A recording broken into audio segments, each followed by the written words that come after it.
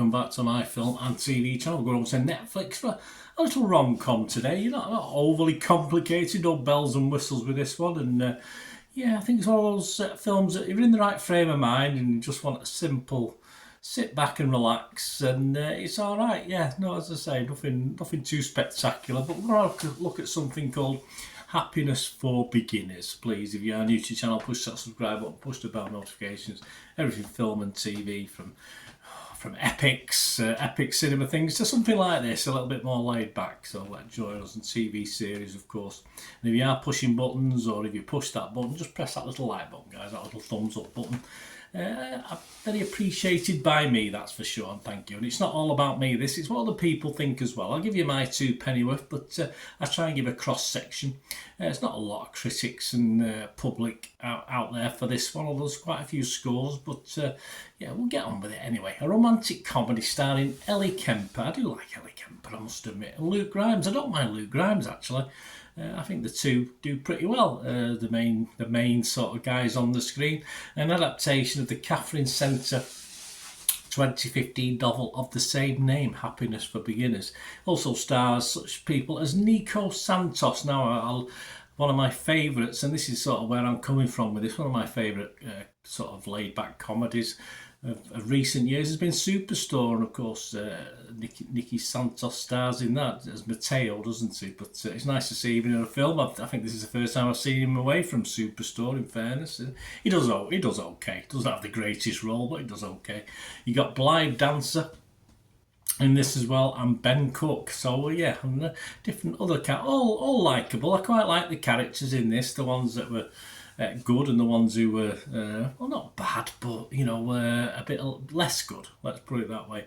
And it's it's about a lady who's just had a divorce, and who Kemper plays Helen, of course, in this, and she books an Appalachian trail, well, it could be a trial, of course, survivalist course, where she meets Jake. She's met him before, played by Mr. Grimes, a friend of her younger brother. She doesn't like him, but we know it's a rom-com. We know what's going to happen, don't we? I'm not no spoilers alert with this one, but I think we know early doors what's going to happen eventually, and we find out the reasons why as well. It's not always straightforward, is it? But yeah, so it's that story. That's the story, basically. Yeah, and she's well out of the marriage, put it that way, based on the guy she was with.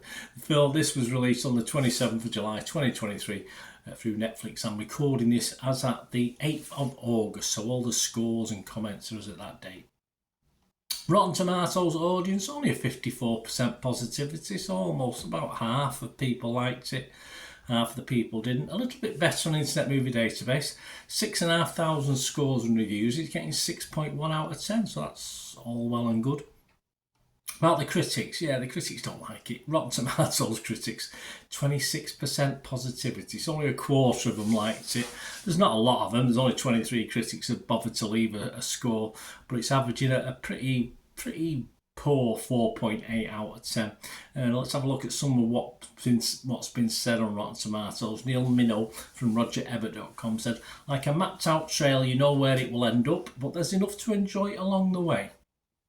Yes, I would call this sort of bland but warming in many ways. Laura Babiak from The Observer, she said, Happiness for Beginners is a shrug of a movie with a side of sweet self-reflection. It's a bland story, executed blandly, with comedy that doesn't make the cut, and a romance that'll leave you sighing in frustration rather than swooning. Well, don't most rom-coms do that, in fairness? But, you know, as most rom-coms always end nice, so don't they? So, yeah, I don't think there's anything, Laura, there that you don't see in any other rom-com, in fairness, as far as the frustration that a romance is concerned.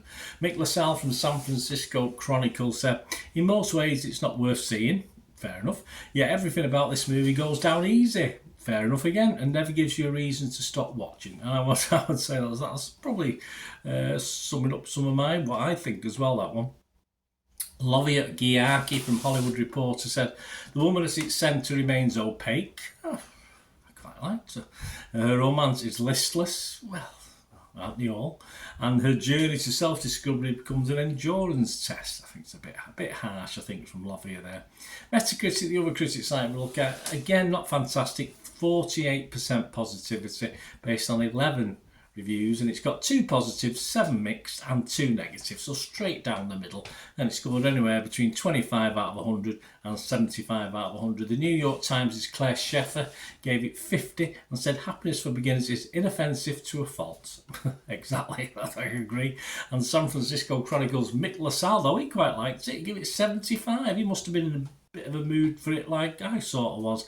Kemper is good throughout. He said her radiant likability gives her the power to sell weak material, which means she will often be offered weak material. But there's enough in happiness for beginners to make me glad that she did it. There you go, so we liked it. And before we go, my little thoughts. I can thoroughly, totally understand the criticism of this. It is all a little bit uneventful and fairly harmless as a watch. I could do other things while I was watching it. You know me, sometimes I do like to get on with other things and have something pleasant going on in the background, and this was pleasant. The humour is really weak unless you like the characters.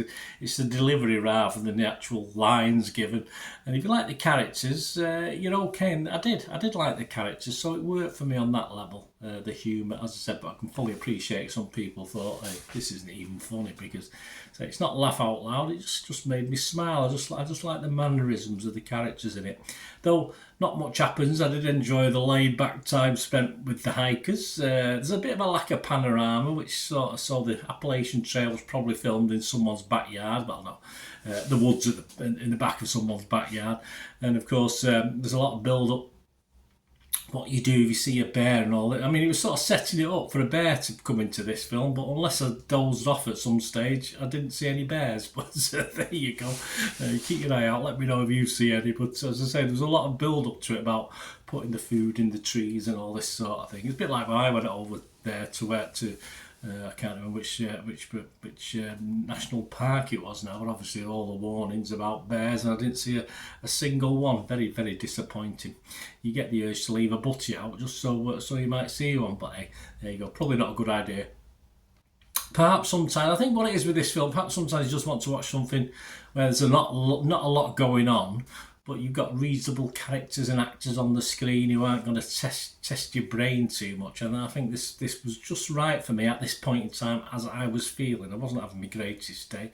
And I think it is one of those films that if you're in a laid back mood and you sort of just want something simple, it's fine. Otherwise you think, oh God, what a load of rubbish. So it's a bit of a mood film for me, depending what mood you're in, whether you get a lot out of it or anything at all out of it. So my scores, I would be fresh on Rotten Tomatoes, I would be mixed on Metacritic, but I'm going to give this, all right, not quite be 6 out of 10. I was going to give it a 5, and I thought no, I'm going to give it 5.5, only because of course of the two leads in it, Ellie and Luke, and of course nice to see Nico Santos as well. So I'll give it a 5.5 out of 10. Let me know what you think, guys. Great to hear what you feel and think about this one. As I say, just don't be expecting too much, and hopefully you won't be disappointed. Thanks for watching, guys. I'll see you again. All I ask is one thing, isn't it? Please stay safe, everyone. Bye for now.